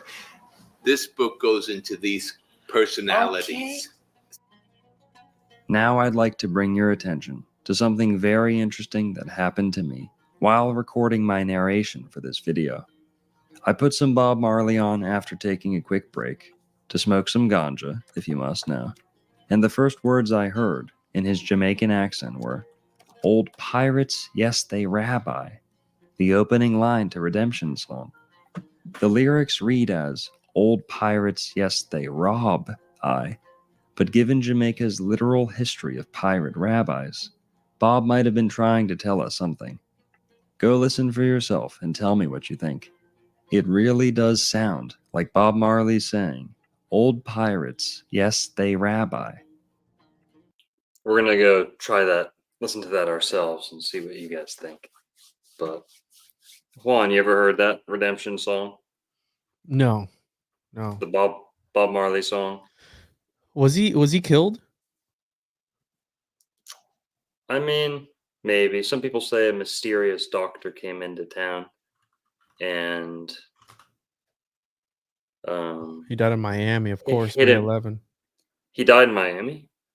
Yeah, it says here, May 11, 1981, 36 years old, Jackson Memorial Hospital, which is, I believe that's where both my sons were born. Let me double check. Jackson Memorial Hospital. Really? Yeah, both my sons were born here. Is this the one? Yes, this is the one. I remember the entrance because the first time ever I had operated a car seat was in that Holy entrance shit. of that Bob, hospital. yeah. Bob Marley died in Miami. How did I not know that? That's crazy. Melanoma. Should have put that in there. Melanoma. How do you get that? Eating too much melon? Prior to his diagnosis of skin cancer, a dark lesion under a toenail on his right foot was initially misdiagnosed as a bruise from a soccer injury. Bob Marley died 4 years later at 36 from acrolentiginous melanoma, ALM. Wow. So It's kind of young to be dying from that, especially a guy who Yeah. smoked so much. Well, his message was heavy.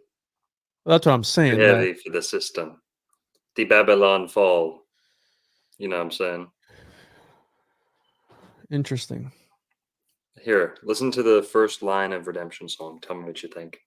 This is Bob Marley Redemption Song live in Dortmund, Germany from Mental Karma Coma YouTube channel. Let's hit it up.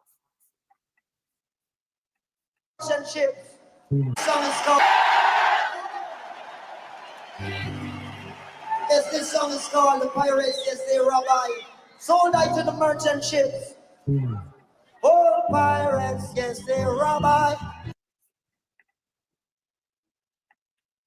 Merchant ships. Oh, pirates, yes, they rabbi. Sold out to the merchant ships. Pirates, yes, they rabbi. Sold out to the merchant ships. They rabbi. Ships.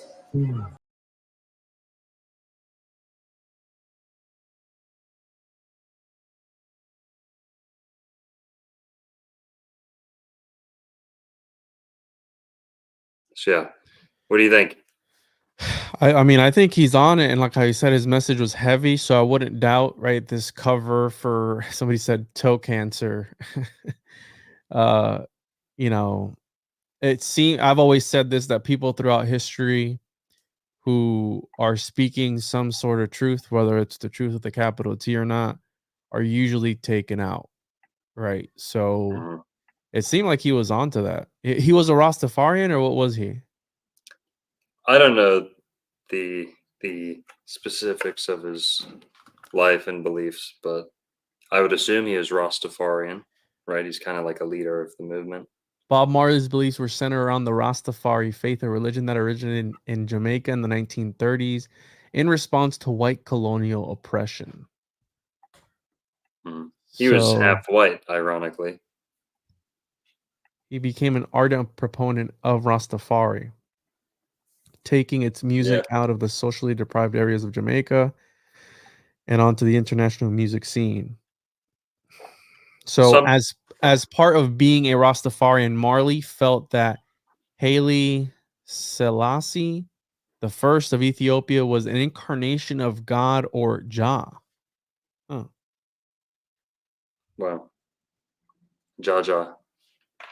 Jar Jar Binks. That's what they call that's what they call weed, Jaja. Oh, and Jar Jar Binks did kind of have that islander Rasta accent. Yeah, have you seen the Jaja. conspiracy where he could have been the Sith, like the Sith Yeah. Lord the whole time? He's the Sith. Right. Again, I Well, mean,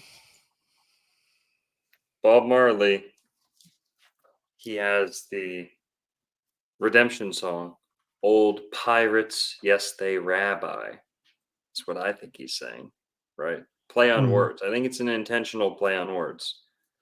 Old Pirates, Yes They Rabbi. Well, he also has a song called Jammin' or We Jammin', something like that.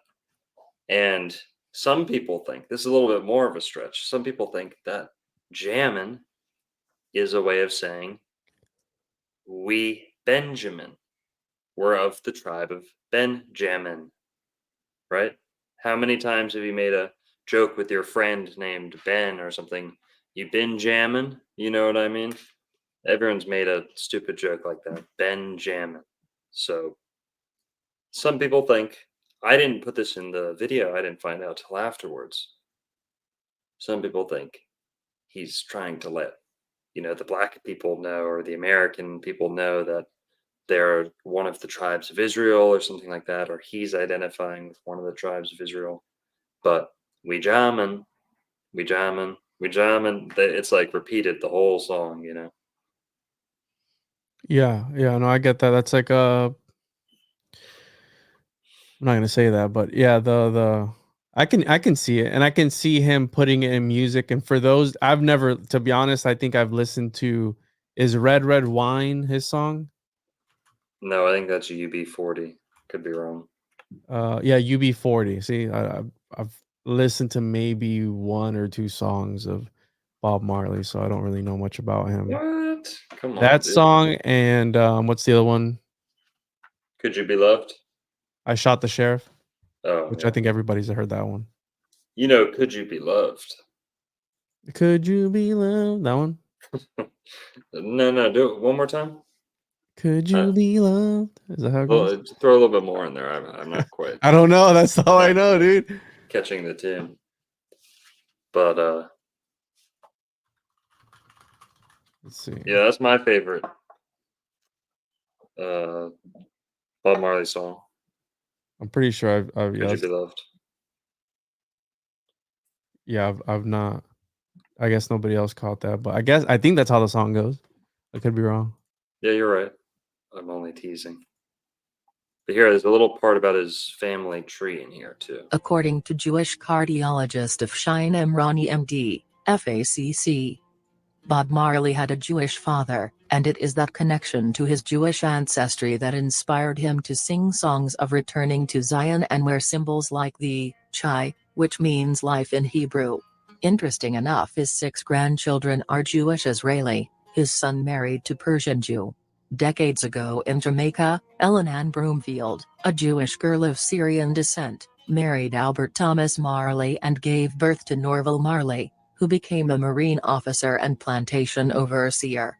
At the age of 60, Norval married Cedella Editha Booker. Their child, Robert Nesta Marley, became a famous reggae artist known as Bob Marley. It is estimated that thousands of Jamaicans have Jewish roots. Part 4. Well, yeah, that's part 1 and part 3 we just watched. Columbus and the Pirates of the Caribbean. But Yeah, I was gonna say that, right? The Jews in Puerto Rico, that Logan Paul and Jake Paul, I think they're Jewish as well. They have some Jew in them. no, I don't think so. That's what Google said, dude. Logan Paul, Jewish. He claims Irish, Welsh, Jewish, French, and German ancestry. Part Jewish, yeah, very So light dose. I mean, a Jew's a Jew. And I was gonna say, you know what you were saying, is that like black supremacy type of thing? Is that what they were getting at, or what's all that about? Because if it's all about the Jews, we was Jewish too, or how does that work? Well, the Jews, of modern day Jews only claim to be descended from 1, 2, maybe 3 of the tribes of Israel. The other tribes of Israel just, spread out throughout the rest of the earth. Most of them are said to be lost, but they're rediscovering them every year. They're giving formal acknowledgement to different tribes of Israel around the world, and they're finding them in China, Japan, Afghanistan. You can look this up straight from their mouth. They're starting to invite them over to Israel, but who knows? They tend to not want to bring people into their religion,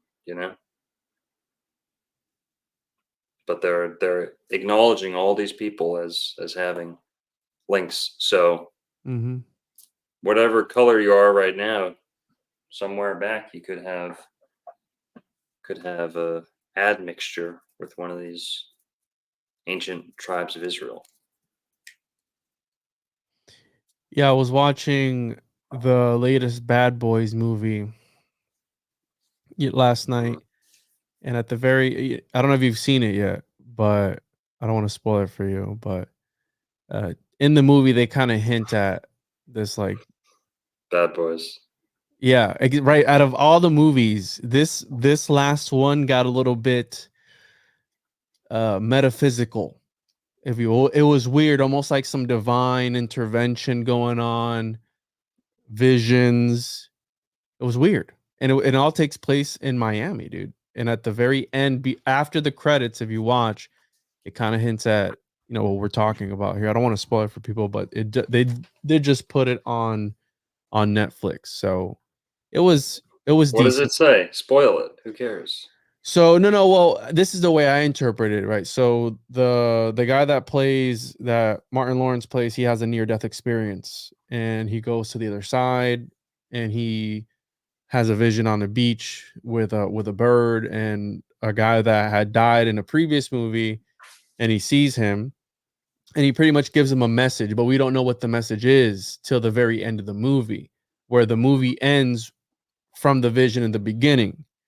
But throughout the entire movie, the Martin Lawrence character is talking about how it's fate, it's destiny, souls. You know, he's talking to Will Smith. We're soulmates. Like we've already been here. We've already done this 100 times over. And in one of the scenes, he goes, "In one of our reincarnations, you were a donkey, and you were a very stubborn donkey." Because throughout the whole movie, the Will Smith character is like, "Oh, anyone who I love always gets hurt. It's almost like a curse." So after the credits roll, they show Martin Lawrence as like a black shepherd, but you can kind of sort of interpret that in a different way. And then Will Smith as a donkey. And the one that cursed the donkey, which would be Will Smith in another reincarnation, was the Martin Lawrence character that's dressed like he looks like a black shepherd, almost like like a black Israelite or something of that. You can interpret it that way. And I just found it weird that the entire time it was metaphysical, and he was kind of letting spirit. He talks about spirit and the soul guiding him throughout the whole movie, and it's a movie about freaking the cartel or like some corrupt cops in Miami. Right. So Well, I don't know if they were giving a little hint at that or what it was, but you never know with Hollywood, right? wow, the Bad Boys lore runs deep. I remember what was it, the second one? This is the third one or something, but the one before this, It's the third one, yeah. the one before this, they go back and forth to Cuba, right? Yes. Yeah. Who knows? So again, I just found it weird. Even my wife was like, "What's with all the visuals and the spirituality in this one?" Because it's Right. something different, right? So again, Yeah. I don't know if they were hinting at something like that, but I found it odd. So people check it out. It's not that bad of a movie. Obviously, It's that bad. it's It's that probably bad. that bad. Yeah, it's pretty bad. It's pretty bad. The special effects and the fighting scenes look super fake, but good way to And kill Will time. Smith, man, you can't. No man with dignity can lay eyes on Will Smith ever again. Cuck Yeah, boy. I did lose all respect for him after this whole debacle with his wife and the situationship and all that stuff that happened. A lot of people talk about it being a homunculus? Humiliation Potential. ritual. You know how people say Right. in the truther community, "Oh, it's a humiliation ritual." Then he slapped that other guy during the whatever event that was for Chris Rock. It's just a very odd. But yeah, I don't see him the same anymore. And he was, I wouldn't call him one of my favorite actors, but he was up there. I Am Legend's a good movie, in my opinion. Yeah. Some people think he's a robot. You know that? Maybe he's a clone, dude. I think that a lot of these people are. Once you become a Hollywood asset, and I think that this is where the homunculus plays a role into all this. Now, I don't mean like alchemically created person in a lab. About astrology, Narco, and that there's a lot of surrogates, there's a lot of all these different, and people birth their children, especially the Kardashians, anyone, you name any, Paris Hilton, all these people, they birth their children under a certain astrological alignment. And a homunculus can be as simple as that. You can call it a moon child or whatever, a star child, whatever you want to call it. It's still the same concept. It all goes back to astrology in the first place, the alignment of the stars, and capturing that essence, that talisman, that talismanic power. And I believe that a lot of people in Hollywood, all the people in political power, are forms of this, right? Of people who are bred specifically for their role. And more than anybody else that they fit and they slip into their role better than anyone else. Yeah, 100%. And you just think about the movies that Will Smith has been in. He's kind of like Steve. He's kind of, for what actors are, he's kind of like the new Tom Hanks. Like anything Tom Hanks was in, is a big time conspiracy job. Anything Steven Spielberg was directing is a big time conspiracy job. Well, Will Smith is kind of, ever since the beginning of his career. Have you ever seen this? There's this really weird part where apparently he was like 17 or something starting out on Fresh Prince, and he wasn't like a long time trained actor or anything. I don't believe so. And he, in like the first ever episode or first season of Fresh Prince of Bel Air, whatever that show is called, Fresh Prince of Bel Air, right? He, which I barely watched, but Same. used to watch YouTube videos kind of exposing like the Illuminati element to it, because they had all these big guests on. They were kind of introducing all these controversial themes into society, and it was one of the first shows that white people watched a ton. That was like, mainly a black show.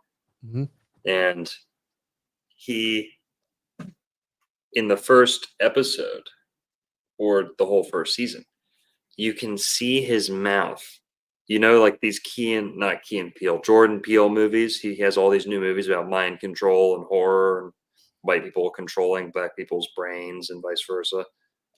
Well, and UFOs, his newest one, right? Ghosts, UFOs, hauntings, MK Ultra, racial mind control is kind of like his main what he's been sticking to.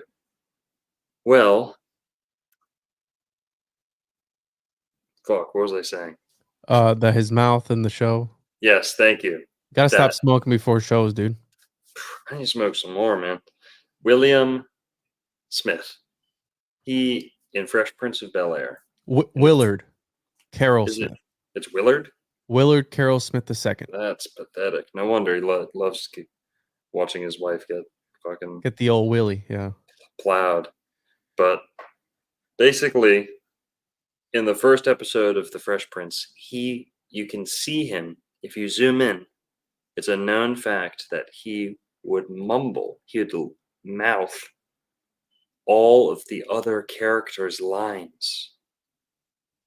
Meaning, like, he was, and the way the story is told is like, oh, I was studying that script so hard, man. Yeah, man, I couldn't help it. I was just mumbling everyone else's lines. But I'm not going to give him that much credit. Yeah. That he's that smart. He can memorize everyone else's lines.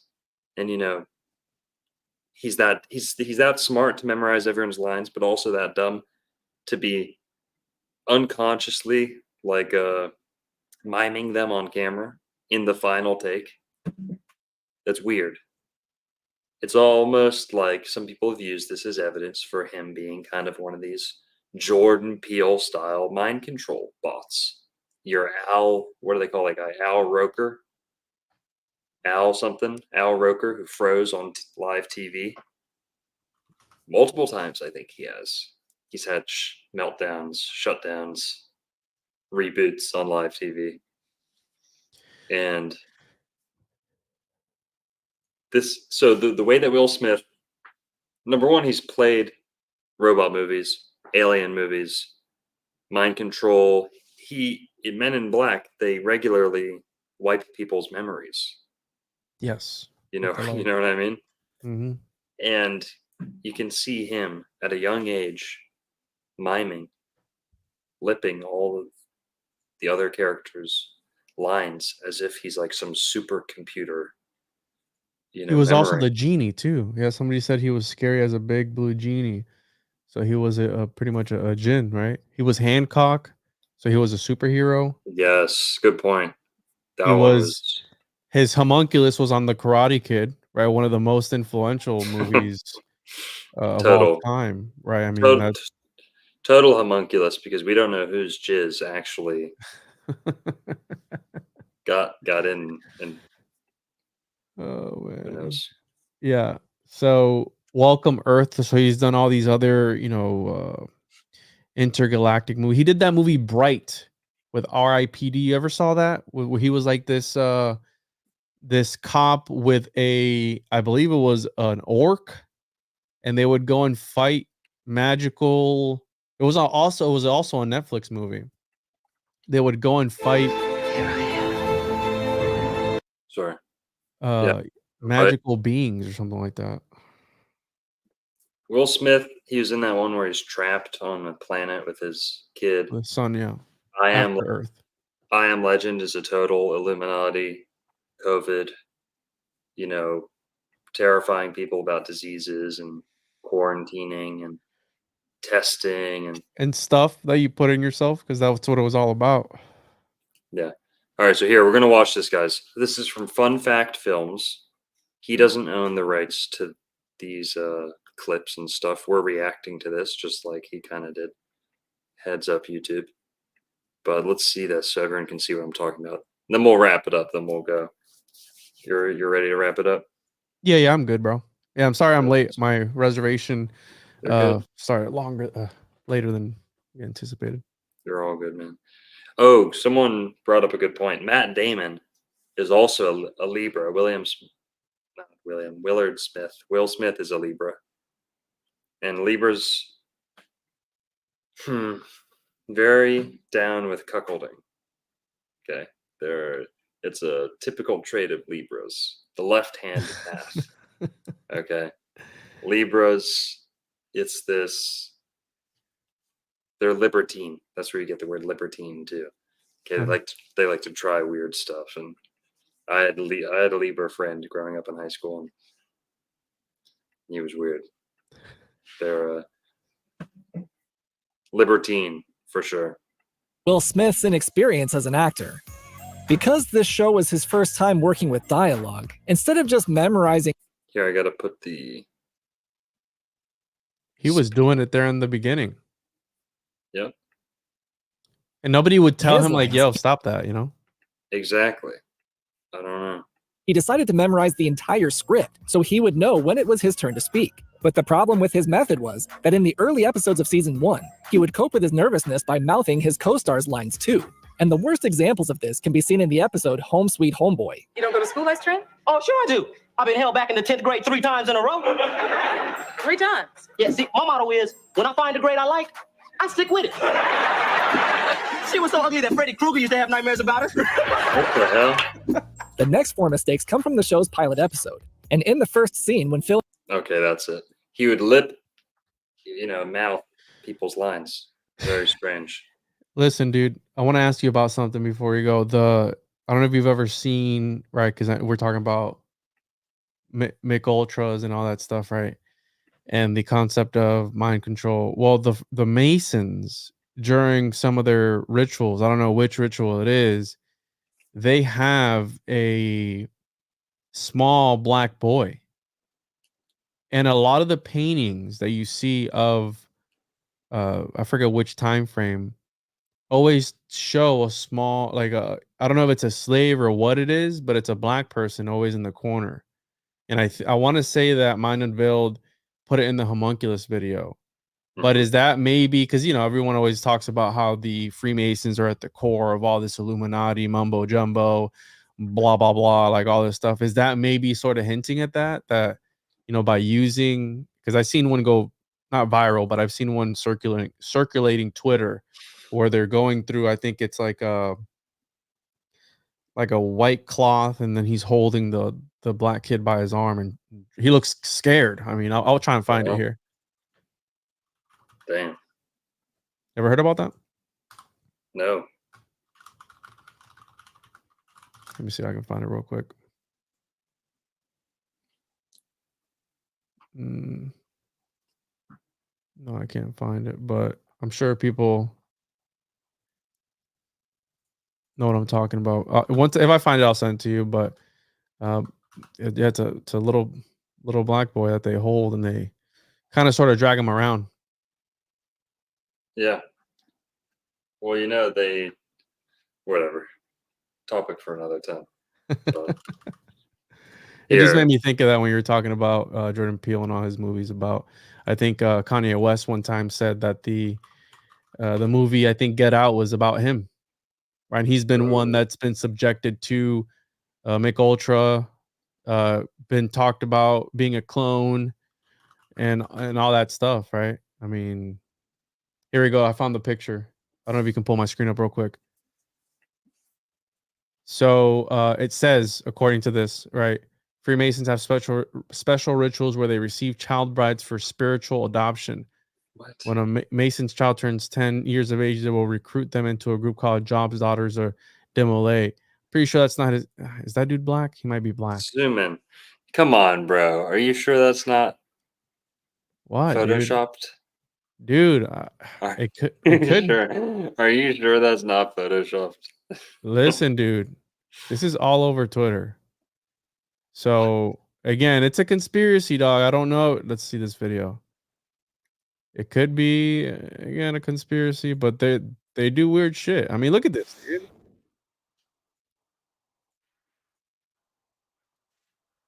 I know they do this stuff. Yeah. You think these guys play Dungeons and Dragons on their downtime? No. Let's see if they pull the black kid out. They enjoy a whole nother type of D&D. Does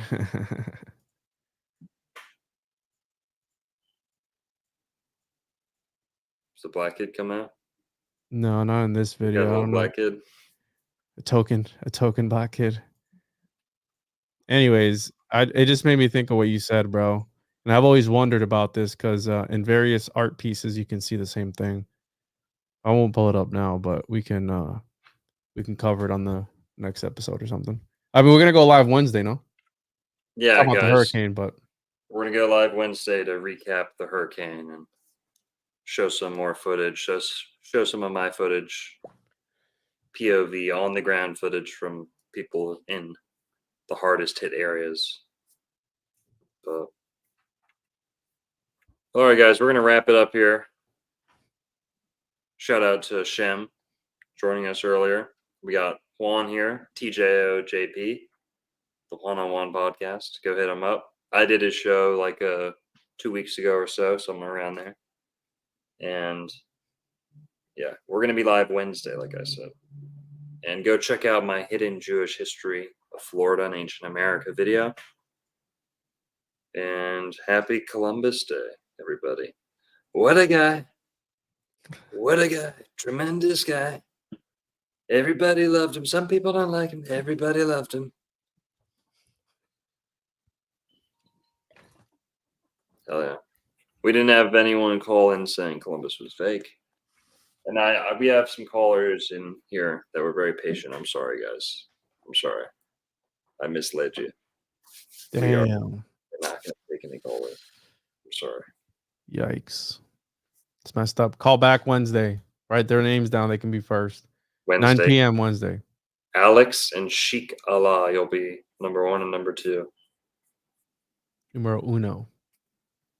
All right, guys, go hit up my Patreon. Our live stream last night got demonetized, so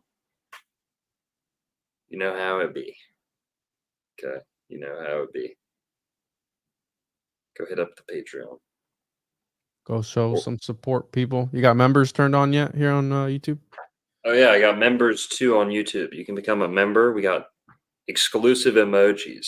Got Pit Viper sunglasses emojis. Those are exclusive. No one else on YouTube has those. We got a unique orange emoji because the common orange emoji is actually not an orange. It's a tangerine. So a lot of people can't find the orange emoji because they search orange and it doesn't come up. It's a tangerine. Well, this is a real orange emoji. And then the other emoji, I think, is my cross, the Conch Republic cross symbol. But yeah, I got members on. Should be hit. Yeah, you can find me tjojp.com and on YouTube as well. We'll see you guys Wednesday. Stay safe, love each other, and see you on the next one. tjojp.com, guys, right up here. He's got Thanks, Patreon man. too. Got a grip, Peace, bro. everyone. Later. Yo, what about that Krabby Patty dough? I'll bring one on Wednesday and I'll eat it on air just for you, bro. Please do. We can rate it on air. Till it comes out your nose. Get 10 of them. All right, we'll do it. Cool. Later. Have a good everyone. night, everybody. Peace.